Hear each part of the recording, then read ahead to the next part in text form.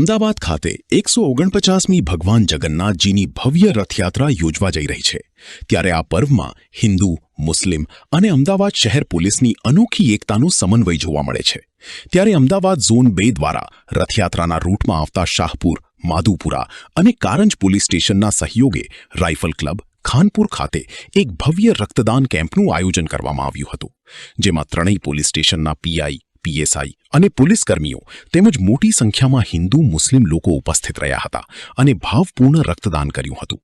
આ પ્રસંગે JCP sector 1 Neeraj Balgurjar, DCP zone 2 Bharatkumar Rathod, ACP DV Rana સહિત અધિકારીઓ ખાસ ઉપસ્થિત રહ્યા હતા।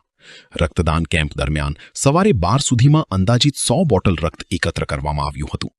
આ રક્તનો ઉપયોગ સંકટ સમયે જરૂરિયાતમંદોને આપવામાં આવશે। આ ઉપરાંત જેસીપી નીરજ બળગુર્જર દ્વારા રક્તદાન કર્યા બાદ કર્મીઓ, અધિકારીઓ અને રક્તદાતાઓને સર્ટિફિકેટ ઇનાયત કરવામાં આવ્યા હતા।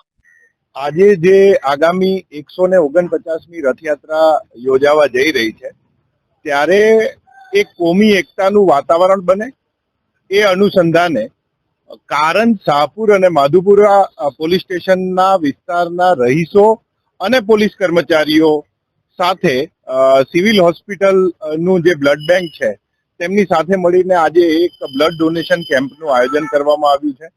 એમાં મેં મારી જાતે તેમજ મારા ઝોન 2ના તમામ અધિકારીઓએ બ્લડ ડોનેશન કરી અને આ કેમ્પની શરૂઆત કરી છે। આપના માધ્યમથી હું લોકોને અનુરોધ પણ કરવા માંગુ છું કે મહત્તમ સંખ્યામાં અમારી પાસે આવે અને બ્લડ ડોનેશન કરે।